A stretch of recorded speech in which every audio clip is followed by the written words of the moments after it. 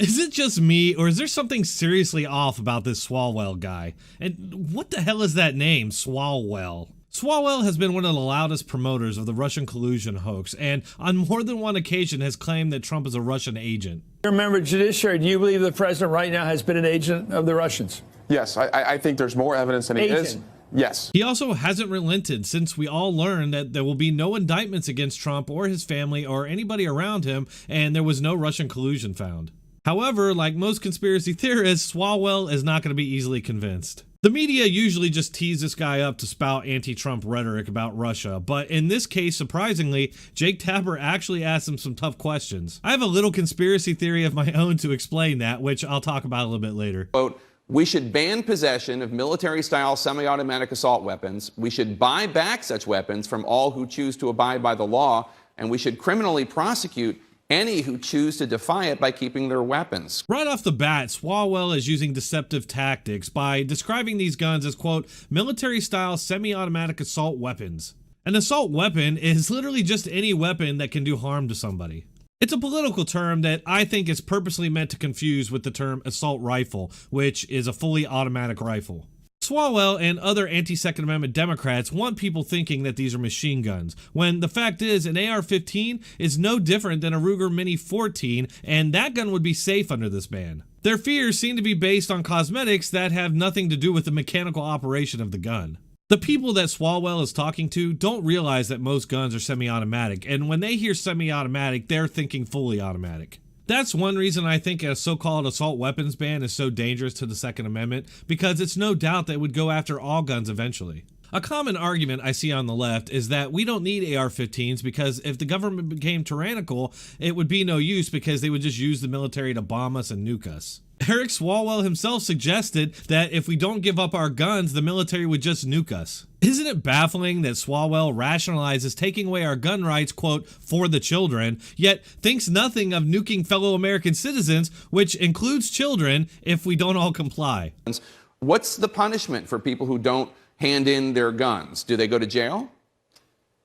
Well, Jake, they would, but I also offer an alternative, which would be to keep them at a hunting club or a shooting range. What a bargain! That sounds like quite a plan you have there, Mr. Swalwell. Turn more than half of the country into felons and leave criminals armed to the teeth while you start a civil war where you would presumably use nukes against American citizens. Yeah, there's definitely something wrong with Mr. Swalwell.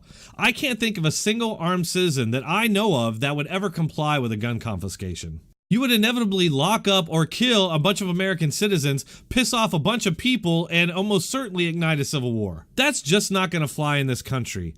None of us want kids hurt or killed. That's a thought that none of us want entering our minds at all. If we're living in a country where only those in power and those who break the law can arm themselves, then the rest of us will always just be at their mercy. That's not a situation that we can allow to happen.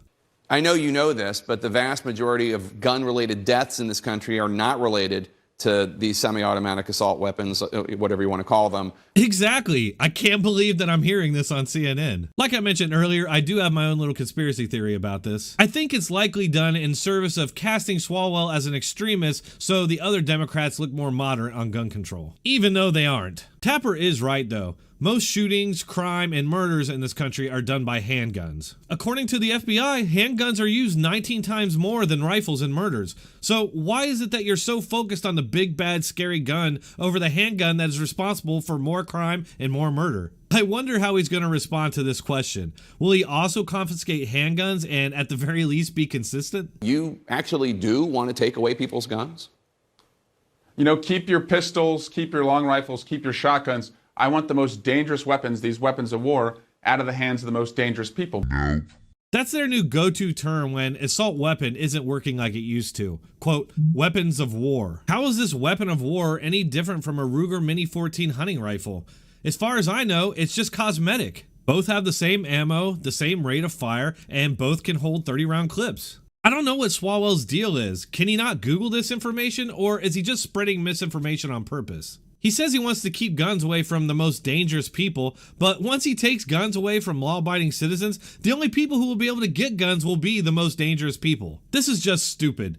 The problem with mass shootings in our country has a lot more to do with our society and mental health than it does guns.